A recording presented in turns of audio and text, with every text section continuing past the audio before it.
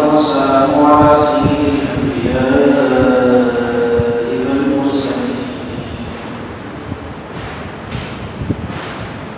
وعلى آله وأصحابه وأزواجه وذرياته وأهل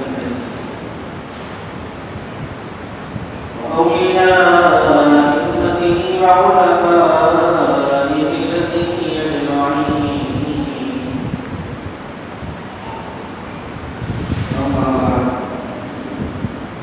فقد قال الله تعالى في القرآن المجيد والفرقان الحميد: فأعوذ بالله من الشيطان الرجيم. بسم الله الرحمن الرحيم.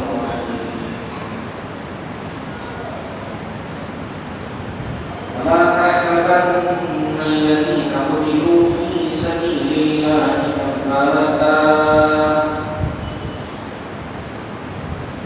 بل أحياء عند ربهم يرزقون.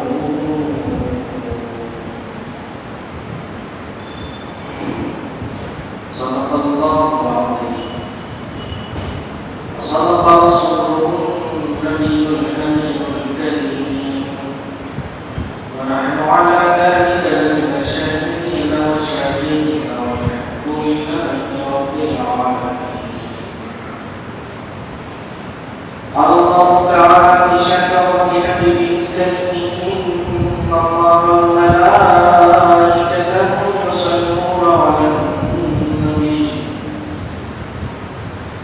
يا أيها الذين آمنوا صلوا عليه وسلموا تسليما. اللهم صل على سيدنا مولانا محمد وعلى آله وصحبه أفضل صلاتك وعدد معلوماتك وبارك وسلم. محترم حاضر المصالح الكرام، اللہ جل جلالہ جل مجدہ کا بڑے انتخاب اور شکر و احسان کی اس نے انسانوں کے ساتھ ساتھ اللہ کو مسلمان بنا کر پیارے آقا پیارے حبیب پیارے نبی جناب محمد رسول اللہ صلی اللہ علیہ وآلہ وسلم کی پیدا فرمایا. یقیناً اللہ تبارک و تعالیٰ کے بے شمار انتظامات ہیں.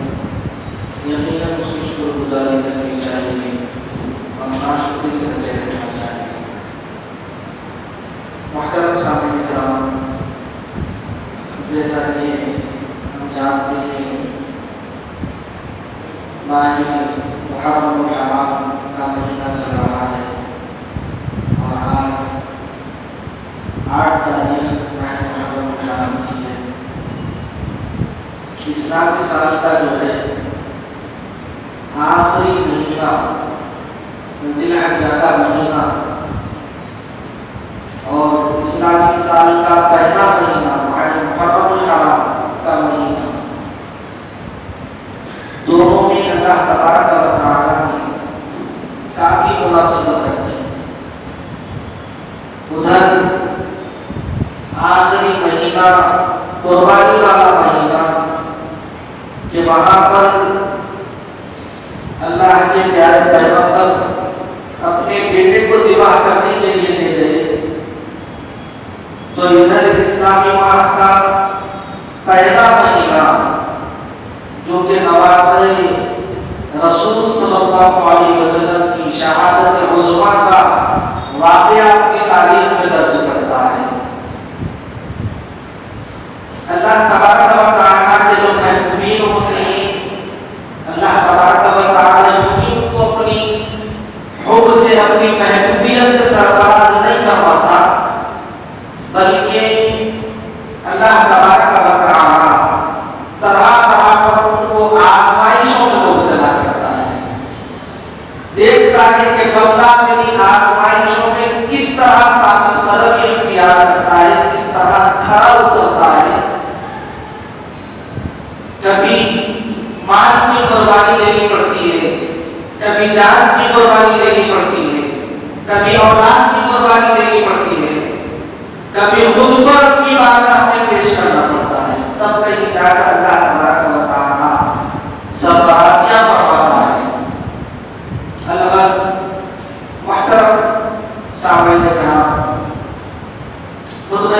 سننا میں جس آیت کریمہ کی تلاوت کرنے کا شرف حاصل کیا، اللہ تبارک و تعالیٰ فرماتے ہیں وَلَا تَحْسَبَنَّ الَّذِينَ قُتِلُوا فِي سَبِيلِ اللَّهِ أَمْوَاتًا بَلْ أَحْيَاءٌ عِندَ رَبِّهِمْ يُرْزَقُونَ۔ جو لوگ اللہ کی راہ میں مارے جائیں انہیں مردہ مت کہو، بلکہ وہ زندہ ہیں، اور پھر اللہ تبارک و تعالیٰ کے ہاتھ سے، اللہ کی طرف سے ان کے لیے کھانے گرم اترتا ہے، وہ کھاتے بھی ہیں پیتے بھی ہیں۔ اللہ تبارک و تعالیٰ فرماتے ہیں کہ وہ زندہ ہیں۔ جس طرح زندہ انسان اپنی زندگی گزارتا ہے، اس طرح شہداء کو اللہ تبارک و تعالیٰ نے ایسے مراتب سے سرفراز فرمایا ہے۔ اللہ تبارک و تعالیٰ واضح طور پر فرماتے ہیں نہ زبان سے انہیں مردہ کہو، نہ دل سے انہیں مردہ کہو، نہ اپنی سوچ سمجھ سے ان کو مردہ کہو، بلکہ جس طرح ایک جیتا جاگتا زندہ انسان زندگی گزارتا ہے، اسی طرح شہداء کا مرتبہ اللہ تبارک و تعالیٰ بتاتے ہیں۔ اور بتلایا گیا کہ اللہ تبارک و تعالیٰ کی راہ میں جو بندے شہید ہو جاتے ہیں ان کی زندگی تو جاویدہ ہی ہے، اور جس طرح اللہ تبارک و تعالیٰ نے ان کو حیات بخشی، وہ جنت میں سیر کرتے رہتے ہیں، جہاں چاہے گھومتے پھرتے رہتے ہیں۔ اللہ تبارک و تعالیٰ پرندوں کے جوف میں اللہ تبارک و تعالیٰ ان کو رکھ دیتا ہے۔ اب جنت کی وہ سیر کرتے رہتے ہیں، جہاں چاہے گھومتے پھرتے ہیں، جو چاہے میوے جو ہے کھاتے رہتے ہیں۔ حضرت ابن عباس رضی اللہ تعالیٰ عنہ سے روایت ہے، فرماتے ہیں کہ رسول کریم صلی اللہ علیہ وسلم نے فرمایا کہ جب جنگ احد کا واقعہ ہوا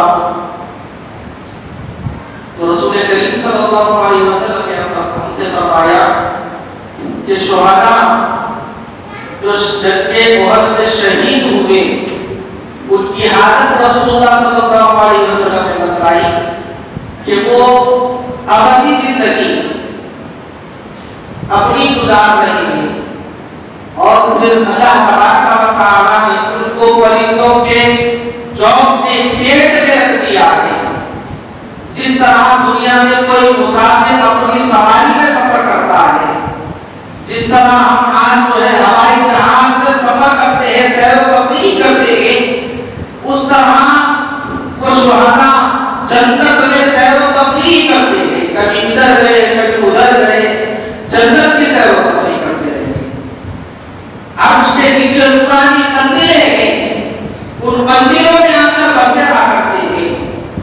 جنت میں جو ہے اپنے من پسند میووں کو کھاتے ہیں، جو چاہتے ہیں میوے کھاتے پیتے رہتے ہیں، شرابت طہورہ سے لطف اندوز ہوتے ہیں، پاک حوروں سے لطف اندوز ہوتے ہیں۔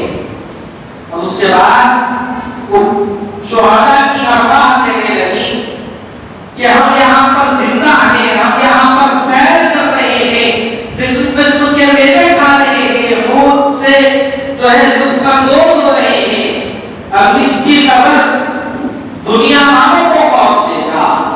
تو اللہ تبارک و تعالیٰ نے فرمایا کہ دنیا والوں کو اس کی خبر میں دیتا ہوں۔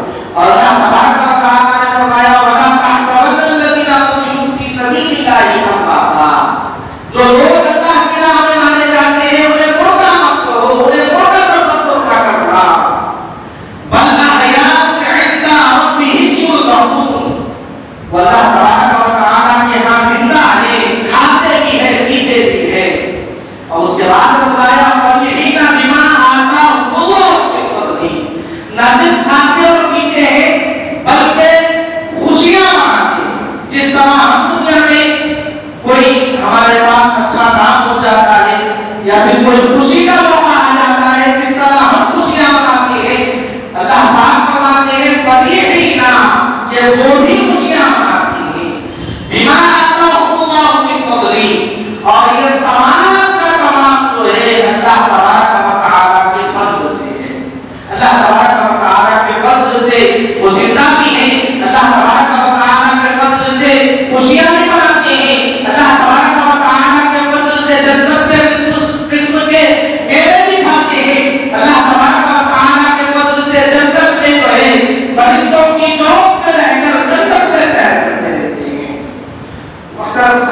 کرام شہداء میں سب سے بڑا مرتبہ حضرت سیدنا علی مرتضی رضی اللہ تعالیٰ عنہ کا، اور اس کے بعد امام حسن اور امام حسین رضی اللہ تعالیٰ عنہ کا اللہ تبارک و تعالیٰ نے ایک بڑا مرتبہ، ایک بڑا درجہ اللہ تبارک و تعالیٰ نے عطا فرمایا۔ اور واقعہ کربلا جو ہے یہ پیش آنے کی اہم وجوہات میں جو ہے تاریخ میں یہ بات بتائی گئی کہ امام حسن اور امام حسین رضی اللہ تعالیٰ عنہ چونکہ نام نہاد مسلمان جو دنیا داری میں ملوث ہو چکے تھے، بدعتی گمراہی میں نوشی شراب خوری میں جو ملوث ہو چکے تھے، جو دنیا داری کو اپنانا چاہتے تھے، دین سے دوری جن کا مقدر تھا، ان لوگوں نے منصوبہ بنایا کہ جب تک امام حسن اور امام حسین بقید حیات رہیں گے ہم جو ہے دین کو تباہ نہیں کر سکتے، دین کو کوئی نقصان نہیں پہنچا سکتے، لہذا آپ کے شہادت کے، آپ کے قتل کے یہ لوگ درپے ہوئے۔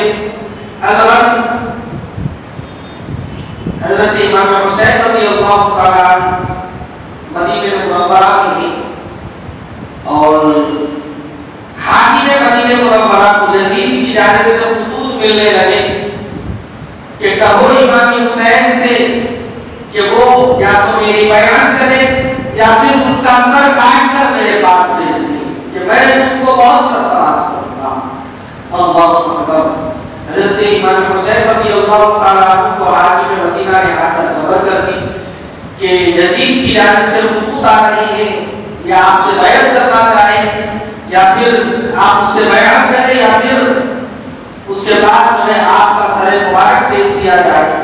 حضرت امام حسین رضی اللہ تعالیٰ کہنے لگے کہ یزید جو ہے بڑا بدعتی ہے، گمراہ ہے، شارب خمر ہے، شراب کو پینے والا ہے، گناہوں کو حلال جان کر اس پر کام کرنے والا ہے، لہذا ایسے شخص کے ہاتھ پر بیعت کرنا ہرگز نہیں ہو سکتا، لہذا جو ہے عام مسلمانوں سے مشورہ کریں گے، اب عام مسلمانوں کی جو رائے ہوگی اس پر جو ہے کوئی فیصلہ کریں گے۔ اور اس کے بعد ایک اور حکم یزید کی طرف سے آیا کہ دو باتیں یا پھر بیعت یا اثر دونوں میں سے کوئی ایک جلد فیصلہ کرے۔ چونکہ حاکم مدینہ ایک نفیس تھا، ایک شخص تھا، فوراً آ کر اس کی بھی خبر امام علی مقام کو دے دی۔ امام علی مقام رضی اللہ تعالیٰ جیسے ہی حاکم مدینہ سے اس خبر کو سنے، ناجان رسول کریم صلی اللہ علیہ وسلم کی مزار پر چلے گئے اور وہاں پر جا کر مزار سے لپٹ گئے، رونے لگے، کہنے لگے کہ نانا جان میں وہ حسین ہوں جو آپ کا نواسا ہوں، جس کے خون کا یزید پیاسا ہے۔ اللہ اکبر۔ کہنے لگے کہ نانا جان ہر طرف سے دشمنوں نے مجھے پریشان کر رکھا ہے، بابا مانی نہیں کہ میں جن سے اپنے دل کا درد سنا ہوں، بابا جان بھی نہیں جن کے سارے شفقت میں میں رہوں، میرے بھائی کو بھی آپ نے بلا لیا کہ وہ میرے دکھوں کا مداوع کر سکے۔ کہنے لگے دادا جان بھلا میں کیا کروں، بھلا اس حالت میں کیا کروں، روتے ہوئے کاروں کے کاروں ہوئے بازار مبارک سیکھتے ہوئے، اور اسی حالت میں جو ہے امام علی مقام علیہ السلام کی نیند لگ گئی، آنکھ لگ گئی، بازار مبارک پر سر رکھ کر سو جاتے ہیں۔ خواب میں دیکھتے ہیں کہ رسول کریم صلی اللہ علیہ وسلم فرشتوں کی جماعت کو لے کر تشریف لاتے ہیں، کہنے لگے کہ اے بیٹا حسین۔ امام علی مقام رضی اللہ تعالیٰ خواب میں اپنے نانا جان سے گفتگو فرما رہے ہیں، کہنے لگے کہ بیٹا حسین کیا حال ہے؟ کہنے لگے کہ نانا جان آپ کے نام کا کلمہ پڑھنے والے جو اپنے آپ کو بظاہر مسلمان کہتے ہیں کہ آپ کے نواسے میں ان کے پیاسے ہیں، طرح طرح سے آپ کے نواسوں کو تکالیف دینا چاہتے ہیں،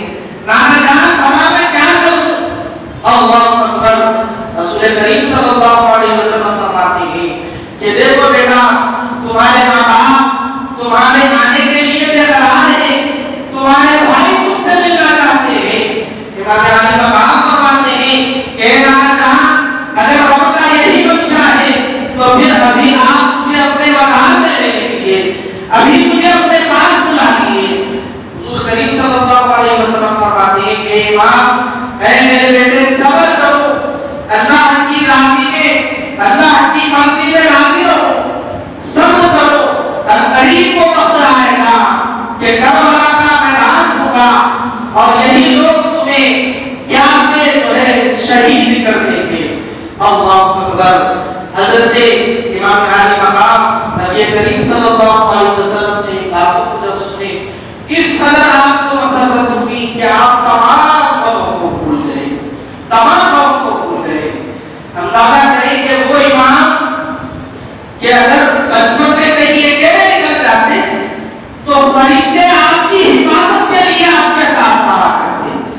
کون امام حسین؟ وہ امام حسین اگر حضور نماز پڑھ رہے ہیں اور امام حسین اگر حضور کے پشت مبارکہ پر حالت سجدہ میں اگر بیٹھ جاتے ہیں تو حضور کریم صلی اللہ علیہ وسلم اپنے سجدے کو مبارک دے دیتے ہیں، اپنے سجدے کو طویل کر دیتے ہیں۔ اس خوف سے سر پر اٹھاتے ہیں کہیں امام علی مقام کو کوئی تکلیف نہ پہنچ جائے، کہیں امام پشت سے نیچے نہ گر جائے، کوئی زخم ان کو نہ جائے، کوئی تکلیف ان کو نہ پہنچ جائے، جن کے بارے میں رسول کریم صلی اللہ علیہ وسلم نے فرمایا سیدہ شباب اہل الجنہ، امام حسن و حسین کون؟ یہ جنت کی نوجوانوں کے سردار۔ اللہ اکبر۔ یزیدیت اسی امام حسین کے قتل کے در پہ ہے، اسی امام حسین کی شہادت کے در پہ ہے، جن کے بارے میں رسول کریم صلی اللہ علیہ وسلم نے فرمایا کہ یہ جنتی نوجوانوں کے سردار۔ اللہ اکبر۔ امام علی مقام مدینہ طیبہ سے رخصتی کرتے ہوئے نکلنے کا جب ارادہ کرتے ہیں، حضرت ابن عباس رضی اللہ تعالیٰ عنہ آپ کے دامن کو پکڑ لیتے ہیں، کہتے ہیں کہ امام اگر آپ کو سفر پر جانا ہی ہے تو آپ یمن کی طرف سے جائیں، جو اس جانب آپ کو دشمن کوئی نقصان نہیں پہنچا سکیں گے۔ امام علی مقام فرماتے ہیں نہیں، میرا سفر پر جانا ضروری ہے۔ حضرت ابن عباس رضی اللہ عنہ فرماتے ہیں اگر آپ کو جانا ہی ہے تو نوجوانوں کے ساتھ جائیں، عورتوں کو یہیں پر رہنے دے، بچوں کو یہیں پر چھوڑ دے۔ امام علی مقام فرماتے ہیں ایسا بھی نہیں ہو سکتا، تقدیر یہی ہے کہ میں اپنے گھر والوں کو ساتھ لے جاؤں، عورتوں کو بھی ساتھ لے جاؤں، بچوں کو بھی ساتھ لے جاؤں۔ جان نے مجھے ایک راز بتایا ہے، قریب کو راز کھل جائے گا۔ اللہ اکبر۔ الغرض امام علی مقام میدان کربلا کے مقام پر پہنچے، ایسا نمودب کا میدان کہ ہر طرف سناٹا، ایک ہو کا عالم۔ اللہ اکبر۔ وہ دو پہر کی ریت کی گرمی، وہ رات کی اس کا برسنا، جدھر دیکھو سناٹا، نہ کوئی درخت ہے، نہ ہر طرف جنگل ہی جنگل، نہ کوئی درخت نظر آتا ہے، نہ کوئی بیابان نظر آتی ہے۔ اللہ اکبر۔ ایسے وقت میں وہ امام حسین جو محشر میں حوض کوثر پر ٹہل کر ہم گناہگاروں کو کوثر کے پلانے والے ہیں، ایسے امام علی مقام پر یزیدیوں نے پانی کو بند کر دیا۔ اللہ اکبر۔ پانی کا کوئی نام نہیں، کوئی نشان نہیں، ادھر یزیدی ہے کہ پانی کو دکھا دکھا کر پی رہے تھے، اور امام علی مقام ہے کہ پانی کے لیے آپ کا حرف سکا ہوا، ناصر آپ کا حرف سکا ہوا، عورتیں ہیں جن کے سینوں میں دودھ خوشبو ہو چکا، بچے ہیں کہ پیاس سے مچھلیوں کے بارے تڑپ رہے ہیں، زبانیں سوکھ کر باہر آ رہی ہے۔ اللہ اکبر۔ امام علی مقام میدان کربلا میں ہے۔ اب میدان کربلا میں امام علی مقام ہے، نو محرم کا وقت آتا ہے، یزیدیوں کے جانب سے جو ہے قبر جنگ پڑا، جنگ کا نقارہ بنا۔ امام علی مقام فرماتے ہیں کہ اگر آج وہ جنگ کرتا ہے تو کہہ دو کہ آج اگر وہ ناک سر پٹک لے تب بھی ہمارے سر کو حاصل نہیں کر سکیں گے، لہذا کل یوم عاشورہ ہے، کل محرم کا 10واں دن ہے، اور کل جو ہے ہماری شہادت مقرر ہے۔ اللہ اکبر۔ بچے 6-7 پہر، ان 6-7 پہر میں حسین کو جی بھر کر عبادت کرنی ہے، اپنے رب سے راز و نیاز کی گفتگو کرنی ہے۔ اللہ اکبر۔ امام علی مقام جب سے پہلے اپنے خیمے کے باہر آتے ہیں، یزیدیوں سے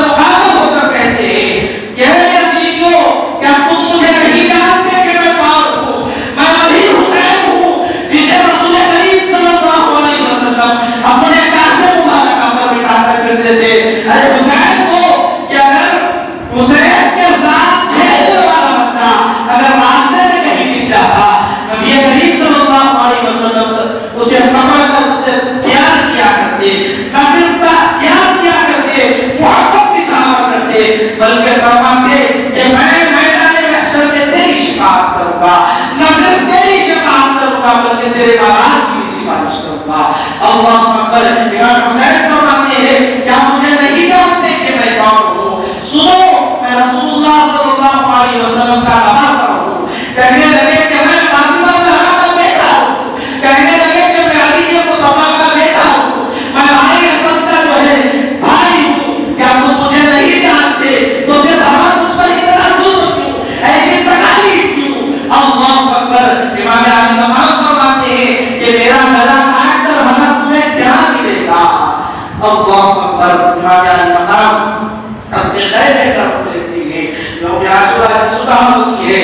حضرت عبداللہ بن کلبی رضی اللہ عنہ، عبداللہ کلبی رضی اللہ عنہ میدان کربلا کے بالکل قریب جو ہے بکریوں کو چلا رہے ہیں، اور آپ کو معلوم ہوا کہ امام علی مقام اور یزیدیوں کے درمیان جو ہے صف آرائی ہو چکی ہے۔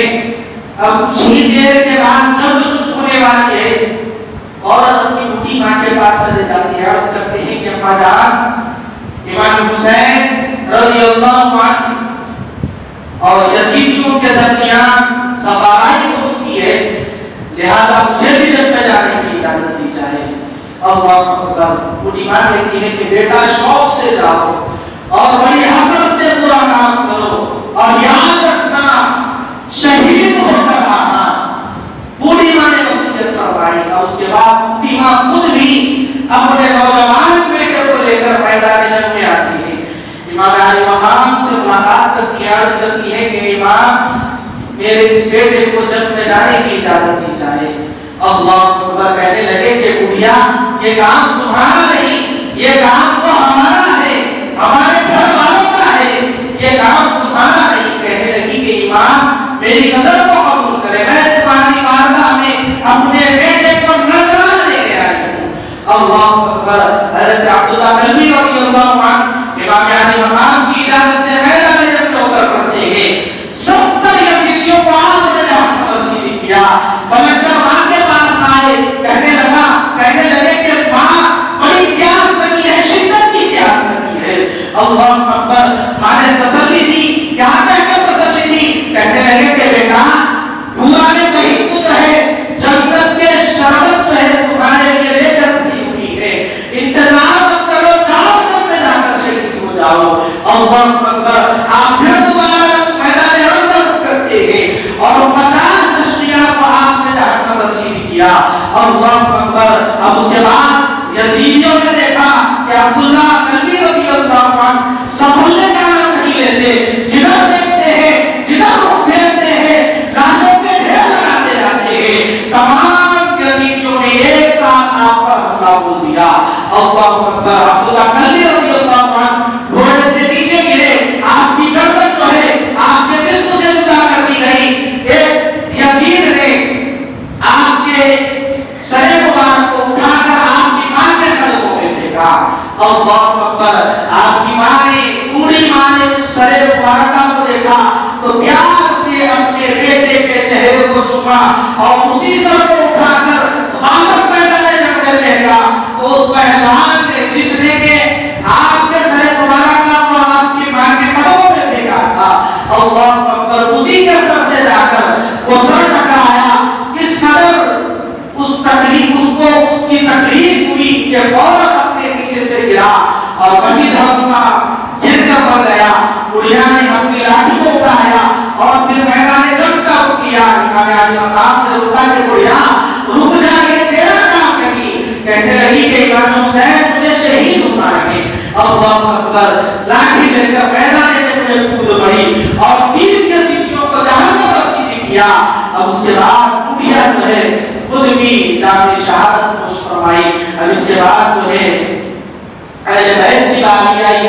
کبھی امام قاسم رضی اللہ عنہ میدان جنگ میں جاتے ہیں، کبھی کوئی اور صحابی جاتے ہیں، امام علی اکبر جاتے ہیں، اور پھر کئی ایک کو جہنم رسید کر کر آتے ہیں۔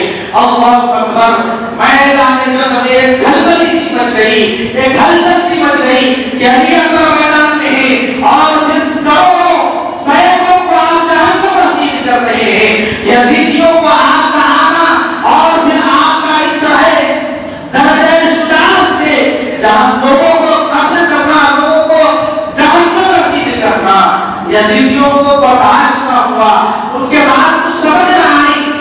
یزیدیوں کی جانب سے تمام نے آپ کو گھیرے میں لے لیا، کئی طرف سے نیزوں کی جو ہے آپ پر نیزوں سے حملہ کیا گیا، تیروں کی بارش کی گئی۔ اللہ اکبر، حضرت امام علی اکبر رضی اللہ عنہ وہیں پر آپ کی شہادت ہوئی۔ امام علی اصغر رضی اللہ عنہ شیرخواری کے حالت میں تھے، شیرخواری کے حالت میں امام علی مقام نے گود میں اپنے بچے کو لے کر میدان جنگ میں آتے ہیں، کہتے ہیں کہ یزیدیوں اگر تمہاری دشمنی ہے تو مجھ سے ہے، بھلا اس بچے نے تمہارا کیا بگاڑا؟ ایک دو چار قطرے ہی صحیح اس کم سن کے حد سے اتار دو۔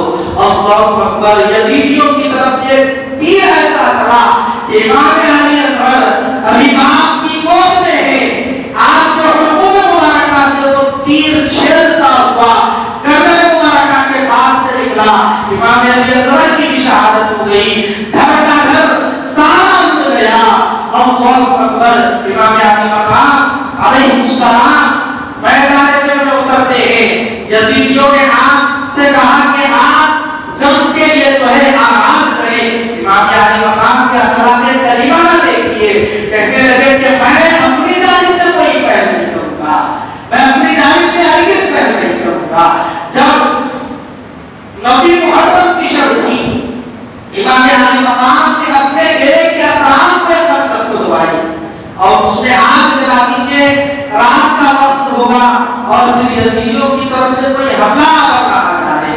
اللہ اکبر، تمام اپنے خیمے کے اطراف جو ہے خندق کھدوا دی اور پھر اس میں آگ لہرائی گئی تو یزیدیوں کی جانب سے ایک شخص آیا، تاریخ میں جس کا نام مالک بن عروہ بتایا گیا، آ کر کہنے لگا کہ اے حسین، دوزخ میں جلنے کی ہم سے تیاری کر رہے ہو۔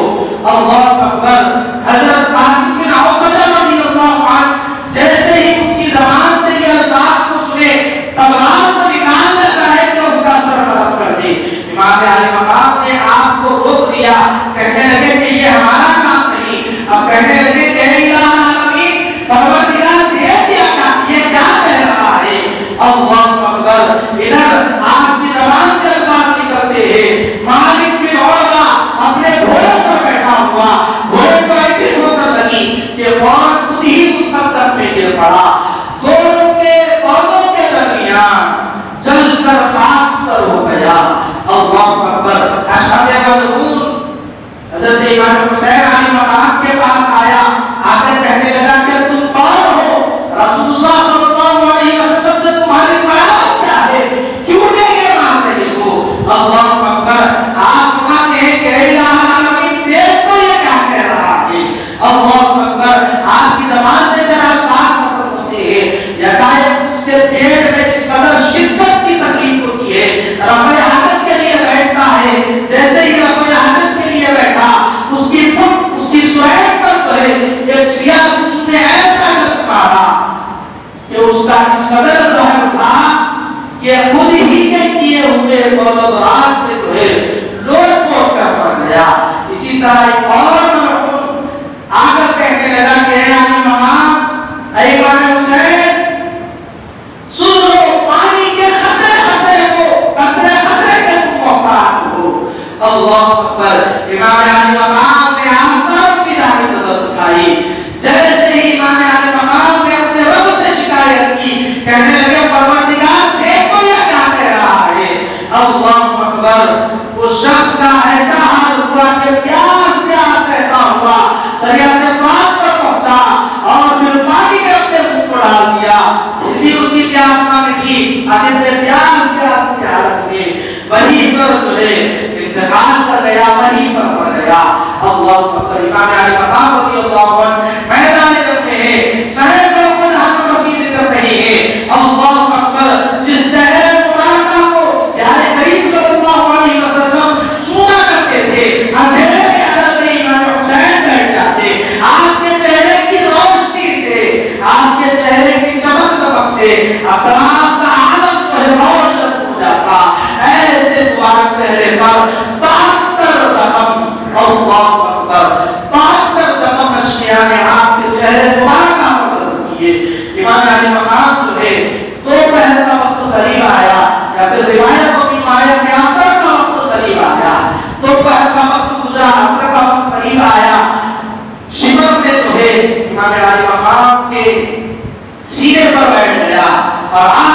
میرے رکوع مبارکہ کو چھری کو چلانا چاہتا ہے، امام علی مقام فرماتے ہیں کہ کس کو ماننا چاہتا ہے؟ ارے یہ تو وہ مقام ہے جہاں نبی کریم صلی اللہ علیہ وسلم روزے دیا کرتے، بھلا اس مقام کو تو کیسے کاٹ سکتا ہے؟ تو ہرگز نہیں کاٹ سکتا، لاکھ کوشش کیا مگر آپ کے گلے کو نہیں کاٹ سکا۔ حضرت امام علی مقام فرماتے ہیں بدلا وقت کیا ہو رہا ہے؟ کہنے لگا کہ جمعہ کا دن ہے اور پھر خطیب جو ہے ممبر پر کہہ کر خطبہ پڑھ رہے تھے، کہنے لگے کہ جس نوازے کے رسول کا خطبہ خطیب ممبر پر کہہ کر پڑھ رہا ہے تو اسی نوازے کو قتل کرتا ہے۔ اللہ اکبر کہہ کر کہنے لگے کہ مجھے نماز پڑھنے دیجیے۔ آپ پھر رکعت والے نماز کے لیے کھڑے ہو گئے، قیام آپ نے کیا، جب حالت سجدہ میں گئے تو شمر نے پیچھے گردن کی طرف سے آپ کے سر مبارکہ کو کاٹ کر آپ کے منہ سے نکال کر دیا۔ اللہ اکبر۔ امام علی مقام کی اس طرح جو ہے شہادت ہوئی 10 محرم